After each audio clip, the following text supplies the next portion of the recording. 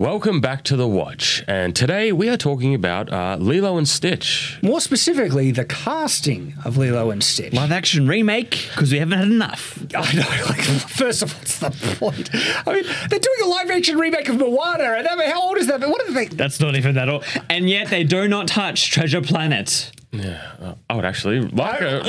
I would like it. I'm trying to find out, like, part of me would love it because I love the film, but Disney, current day Disney making it? Oh, don't touch it. Leave it alone. So, I'm curious, what are your thoughts on the original cartoon of Lilo and Stitch? Oh, I loved it. It was awesome. It was great. I guess we're in agreement. We all loved it. It was a great movie. Yeah, it was great. It was out of the ordinary for Disney, and the marketing for it actually is really funny. Did you see the marketing for Lilo and Stitch back in the day? I don't think I did. So it was like Stitch was always a character trying to get into the Disney movies. That's right. No, and then the that had him DVDs. appear, have him appear in the classic Disney movies, wrecking. Like there's the Beauty and Beast scene, and then he got in the chandelier and like break it and nearly kill like Beauty and stuff. It was really funny. Yeah. So actually, really good movie. So there's a thing that we've mentioned a number of times because we have been very clear about our stances on changing characters from the source material. What's been our stance on that, Nathan? You shouldn't do it unless it makes sense. Yeah. So we've never been wholly against it. There's been some times where it does make sense. Yeah. Like with House of the Dragon. Yeah. It actually improved the story. It did. And I always use this as a kind of a point of reference. Nick Fury. Okay, great actor, and just could bring so much to the role that also with Nick Fury, another one is the Kingpin in the original Daredevil, not a great movie, the old Daredevil movie with, what's his name, Ben Affleck. Yes. Yes. And I was going to say Matt Damon. Michael Clark Duncan, was he? Rest in peace. I think that was the actor who played the Yes. Kingpin in it. Because there is this important element that I've tried to share that I see when it comes to changing characters and everything, is that characters have a core visual element. And the key that you want to try and remain true to when you're adapting anything, even if it's live action, animation, live action, everything, you should try and keep the core visual element. I'm a bit more further. I would actually like it to be as accurate as possible because when I see something adapted into live action, I want to see the character. When I see the live action, I want to instantly recognize that character from the animation. But you can achieve that with some changes, and I acknowledge that, as long as you keep the core visual element. So with the Kingpin, it was his size. Yeah. His size, his suit, the cane, being bald. Like, if you gave the Kingpin hair, you'd be just like, what? Are you insane? Right? Right. Nick Fury, what do you think are the key visual things about Nick Fury? Yeah, well, come on, there's an obvious one, guys. Oh, the eye patch. Yes, thank you. The eye patch. For me, like, I don't even think of the eye patch, although that is a key part of him. I think it's the way that he moves himself and controls a room. Yes, that kind of prowess you have. When, like, Nick Fury's in the room, everyone's like, oh, okay. I think it's a bit harder with characters who aren't so distinct. That is a little bit different. Like an eye patch, yes, it's distinct, but it's not like Kingpin being huge and having, always having that white suit on, things like that. You are actually right about it, because sometimes there are things that aren't as distinct or don't stick in your memory as much, especially if it's a less-known character. There seems to be more allowance and even forgiveness of changes to characters that most people don't care about, okay? And so if most people didn't care about it in the first place, there might be something you want to change about the character to make them therefore more memorable and stick in people's heads. And that's why sometimes there are changed characters, right, that become the new standard of that character. One I would give is Gomez, right? So Gomez Addams from the Addams Family, okay? Right. Have you seen the original movies? And not fully, no. I'm actually a bit of a fan of the Addams Family. I have complicated thoughts on Wednesday, the TV series. I got a review here. We haven't seen Wednesday. So yeah. Gomez in the black and white original show was the standout character. He was so great. It wasn't as great in the movies, but in the movies they made Wednesday an amazing character. She was just this really little girl, cutesy kind of character in the black and white one. But that interpretation of Gomez as this thin, suave, charismatic character is actually a change from... Pencil little mustache, I still remember, yeah. The Addams Family was based on an old cartoon where Gomez was this short, frumpy, thing. But the change, he was so good and so remarkable. To me, that's the new standard, right? And then they changed Gomez in the Wednesday thing. Some people justify it because it was more in line with the original Gomez. But it was Gomez in the Wednesday was dog crap. He was horrible. He was a charisma black hole. It is complicated in that way because when you think about it, you think, well, you always want it to be as close to the source material as possible. However, over time, like you said, sometimes there are adaptations that are just so good, they become the new standard. Yes. So when they try and go back to the older sort of canon, if you will, people go, well, that doesn't make sense. I think it's easier to identify what the standard interpretation and view of that character is. If most people are aware of it, they can easily identify what exactly. What it's supposed to be, And as a result, like before the Wednesday reboot, if people asked what's Gomez, who is Gomez, they'd always refer to this charismatic, slim guy, not this short, fat, frumpy character that he was actually adapted from. And so, but you can pull off a change sometimes, but if you're going to actually change something when a character is established and has a visual kind of identifying look, you would need to do it knowingly, intentionally, for the right reasons. And diversity and political agenda is not the right reasons, okay? Because there ends up being a hypocritical double standard if you hold the view that you should change things for, intersectional beliefs and stuff. Because if it's done in the way that they don't like, well, I've always said that these changes where they're just changing characters for the sake of diversity and stuff and like ruining the adaptation of the character to the point where they don't even look like the original characters anymore. I said if they did it to someone who they think, or a character that they think is already diverse, they would cry bloody murder. You might see where I'm going with this. So people are angry about what exactly? So there are castings for Lilo and Stitch, and this is just perfect example because it shows all the sides where they have cast one character who would be visually unrecognizable. Like it's such a change. It's like, what the heck are you doing? I'm actually against all the bad casting. I think all the casting should look more like the characters. So the older sister they've cast, the actress has much lighter skin than the animation. She is still ethnically Hawaiian, but I don't know, how much, I guess, because she has much lighter skin. Then there is the boyfriend in it, much lighter skin, and the reaction to them. Like I've seen tweets where people are saying like death threats against the guy. Like they are going crazy about how vile it is that you're changing a dark skinned character to a lighter skinned character. So what do we think? I think they should be closer to the original. Same, me too. That's the consistent position I've had the whole time. So we agree with them. Yeah. Well, not the death threats and the insane, unhinged crap. Obviously. Yeah. But it's been our consistent position the whole way through that the characters should look more, because the third casting, it takes the cake. All right, so which character is it for the third casting? Mr. Bubbles. Mr. Bubbles is great. He's a big, giant guy. He should the actor we said before who passed away, sadly. Michael Clark Duncan. He would have been like perfect for that. So good for it. Yeah. Do you want to guess what they changed? What did they change? Guess. I'm guessing. Well, why would they want to change him? He's a big. Good. That's a good question. Why would they want? But they have changed him. Guess what they changed? Everything. Is now a woman. Okay. A big burly woman? Not burly. A bit more round, on the more rounder side. Mm-hmm. And of course, lighter skin as well. There's the casting.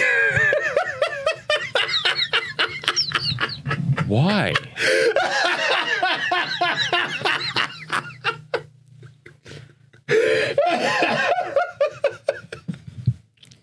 And to clarify, they're actually replacing the character of Mr. Bubbles with a character named Mrs. Kikeo. I'm genuinely confused. I don't understand this. Why? Because it's the progressive movement, it's so funny. Like, I don't understand how they could. If they're trying to do it for a representation movie and stuff like that, why are you making the other characters lighter skin? Because you would have to because they're dumb, they're stupid. But then they're sex changing Mr. Bubbles because of the same whole woke crap that Disney is drowning in, and yet they accidentally cast lighter skinned characters for the other ones that are getting flamed for by the activists they're trying to appease. I agree. They should all be as close as possible to the animation. Exactly. That's why we've held that position from the beginning of all of this. And look, there's people showing Michael Clark Duncan and Mr. Bubbles. Like, there's a perfect I know has passed away, but that's a Yes. perfect example of getting an actor who visually encapsulates the character so well that as soon as you see them in that setting, you would bang, you know who that is. You already have an actor in mind. You go, whoa, that's who that character could be. Yep. That is, I don't even know what this is. Why? I'm just trying to figure out why. Because he was from Family Services, right? Yeah. Wasn't he? That was the joke of this big scary guy. Yeah. Or actually, he wasn't from. It was like Secret Agent, but like. Well, I think he used to be a secret agent Yeah. that now is legitimately working in Family Services. And that was the joke. It's like this big, strong guy who's in Family Services. Now they just have Now the joke's gone. a very overweight, not as dark woman in the role. The joke's not there now. She's just going to come off like a Karen. Well, this already seems terrible, which is really depressing because it's a Lilo and Stitch. Stitch is great. The original movie is fantastic. I mean, can you click on this, right? Look at this big, imposing guy, okay? That there was visual kind of humor in showing that this overweight woman isn't going to be able to pull that off at all. And like the knuckles as well. He had the like tattoos and everything. Exactly, like your knuckles say Cobra bubbles. I don't even think the character's going to be the same. Like, I genuinely just think the character is going to be something not even that. They're changing the story completely, They're probably gonna because change of the this. story, Yeah. Is just they've lost the plot. They don't know anything. But I love this because it shows the hypocrisy. The activists are losing their friggin' mind, okay? That, is it Nani, their sister, and a lighter skin, and suddenly they care about accuracy to the source. But what it is, we know it, because the cope that companies have always pushed out about these changes is that it was the best actor for the role, right? It was right for the story, and they tried to deny for a long time that these changes were just to appease the activists and be more woke. The more come out and say that it's diverse, we're doing it for diversity and representation, when it was like, hang on. Diversity and representation, does that mean you think Asian cinema should be more, because that's not very diverse? Do you think African, like Black Panther wasn't very diverse? I mean, it had some white characters, but there was a clear overrepresentation there. If you're truly after diversity, why is your version of diversity simply means nearly no white people or less white people? That's not diversity, that's called racism, okay? Like, if you're saying diversity, equal representation, why are you not actually... So when they say that, we also know they're full of it, okay? And so Lilo and Stitch, right, should not have heaps of white people in because it's based in... Well, actually, look, there are lots of white people in... For the story, for the story, it's fine. The characters are predominantly either Hawaiian... Mr. Bubbles doesn't look Hawaiian, he looks African-American, and... It's all fine. Exactly. It makes it's a great movie. Makes sense for the story. These bullcrap artists, right, who try and say, people like us who have objected to race changes for like Ariel and stuff like that, they try and say, you're just racist and everything like that. Or Peter Pan and or stuff. Velma. Just keep going. It goes and goes and goes, right? We can keep going. We can, right? Compile a list. And they're so disingenuous because they're activists, right? They just want to vilify it because they know their own hypocrisy. So they're trying to accuse us of racism and stuff like that. Here are we trying to say, no, the main cast should remain more Hawaiian and have the correct darker color skin, right? It usually only goes one way, so we're usually going that way. But when it goes the other way, it's like, yeah, don't worry. I'm on your side too. Exactly. I agree with you. Like, we've always just, it doesn't matter about the race, it matters about the original story. And we said, if you race change like someone who is, of a more diverse kind of representation into white, we would object to that as well if the original character was that character. Yeah, it seems to go, like, especially redheads, they like the ginger side that people say. And there's more than just what they show here, by the way. oh yeah, that's Like, huge there's list. heaps amount. Do they even have Ariel on this one? Yeah. Yes, Ariel is there. And that one really annoys me because what's one of the key, most distinctive visual identifying elements? Ariel, her big red hair, okay? And so she doesn't look like Ariel at all in the live-action remake. And from the very beginning, we've always said, like, if we would have as much of an issue if you took an Asian character and made them white, okay, stuff like that. And this example. No, you should not be changing characters from what they originally look like. They should be more darker skinned to represent the characters and stuff. And the bullcrap where they say, you're just racist and everything like that. Are you objecting to the Mr. Bubbles change? Haven't they been with that one as well. I Or haven't they're angry seen, about the other two. I've but not only that seen one. angry tweets to the two and not Mr. Bubbles. But if it is Mr. Bubbles, it's people like us saying that, you know, who are more consistent, like, So they can't even be consistent within. they might. I've only seen, you know, kind of headlines and stuff that's showing the tweets for the two. Right. But I have not come across the outcry, because like you do come across it. The outcry was more specifically that come across my feed was because of the sister and the boyfriend, but not Mr. Bubbles.